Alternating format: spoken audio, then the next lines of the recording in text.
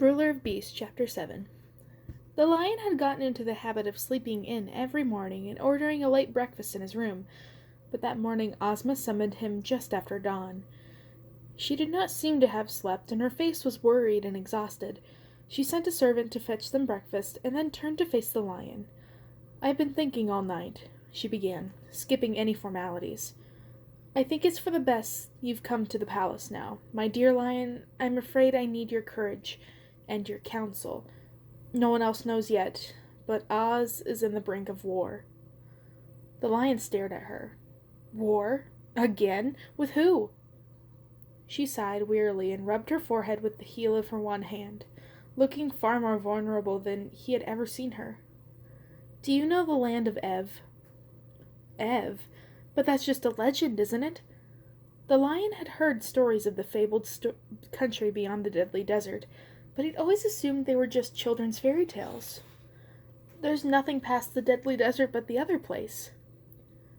"I wish that were true, but Ev is another country just like Oz, though the fairies don't have any hand in founding it, and just like Oz, it has its own counties and rulers.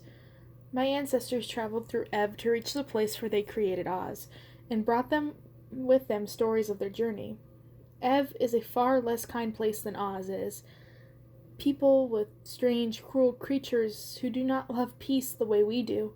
Many of them have searched for years for a way through the desert to Oz, and now one of their most evil tyrants has found one."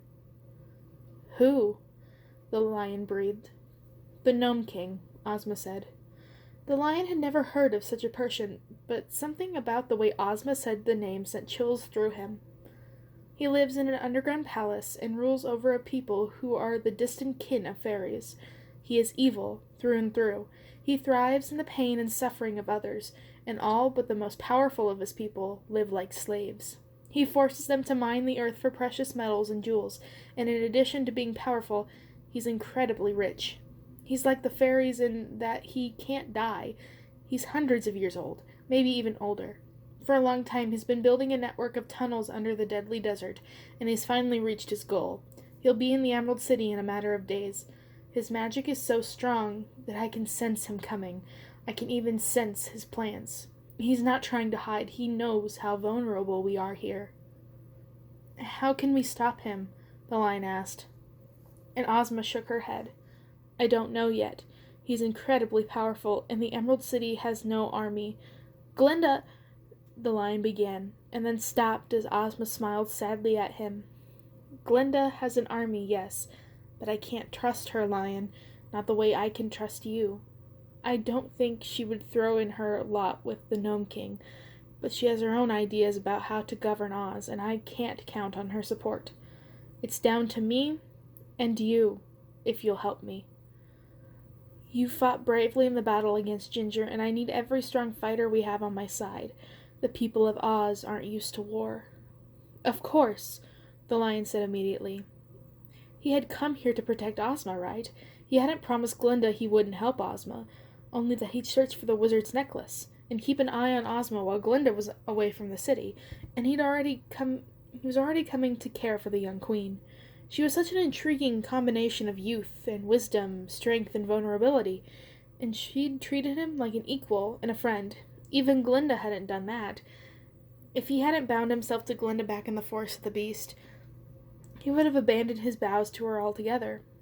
He knew Glinda's spell had compelled him to help her, but it seemed as though the strength of it was weakening the longer he was in the palace. He'd worry about Glinda's desire for the necklace later. If the Emerald City fell to the Gnome King, he wouldn't be doing much looking for jewelry anyway. "Do you have a plan?" the lion asked. "Of course. I'll fight with you, but strategy is Scare's department, not mine." Ozma frowned. "I'd rather not bring him into this if I can help it." So things really had gone south between the three of them. What had the Scarecrow and Glinda tried to do in the aftermath of the battle with Ginger? Never mind, the lion thought. Palace intrigue is Scare's thing. I just eat and fight. Let him and Glinda try to outmaneuver each other. He wondered briefly what would happen if he disobeyed Glinda altogether. How powerful was the spell that bound him? Surely she wouldn't actually hurt him if he decided not to obey her orders? The situation was far more complicated than they thought, and it seemed entirely possible that Glinda wasn't on Ozma's side at all. Suddenly he realized Ozma was still talking. Can convince him otherwise. We might be able to avoid fighting altogether. I was hoping you would agree to be my bodyguard. Yes, of course, the lion said. And then, what? Isn't that Tin's department? Ozma laughed. You have to pay better attention before you make promises, dear lion. Did she know about the deal Glinda had forced him into? He stared at her in panic, but her beautiful face was guileless.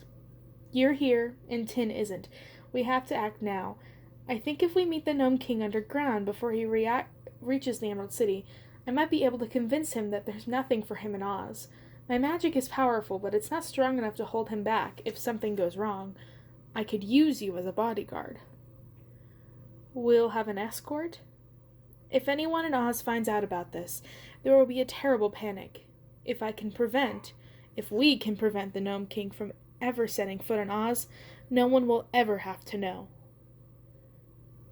We're going underground alone to confront an ancient enemy of Oz who might have an entire army with him?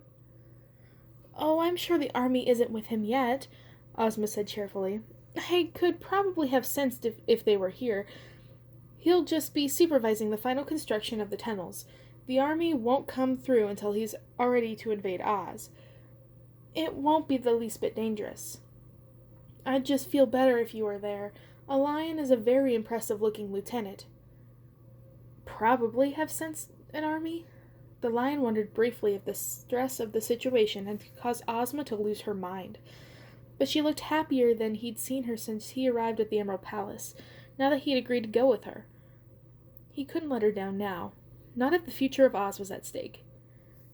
If you think it's a good idea, I'm sure it is, he said. Ozma's face lit up, and she threw her arms around his chest. I knew you'd help, she cried. When will we leave? Why, right now, don't you think? There's no sense in wasting time. Right now? Are you sure? The lion's stomach rumbled, even though he'd just eaten. What about lunch?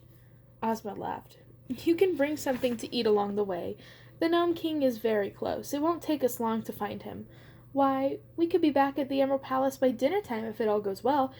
There's an old tunnel system underneath the Emerald Palace that we can use to reach the Gnome King's tunnel. Why hasn't the Gnome King used them himself? The fairies, my ancestors, passed down the knowledge of the tunnel among themselves. But no one else knows about them anymore, Ozma exclaimed. They're very, very old. Older than the Emerald Palace itself. Some people say they were even here before the fairies created Oz, although no one knows for sure. They may have been created by the gnomes themselves, ages ago, even before the Deadly Desert formed and separated us from the land of Ev. The lion's eyes widened.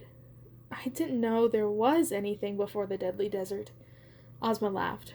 Of course there was, silly. Nothing is forever, and the gnomes are an ancient people, nearly as old as the fairies.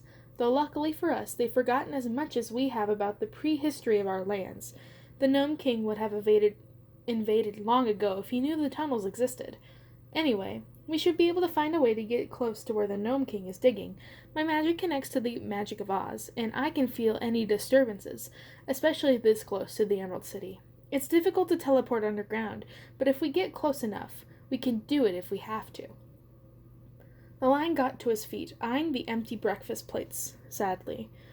Ozma, seeing his look, snapped her fingers and a heavy bundle appeared. There's your lunch, she said, still laughing, and handed it to the lion. He tucked the bundle over his shoulder, feeling much better than the adventure now that there was food involved. Lead the way, he said, and followed Ozma out of the room.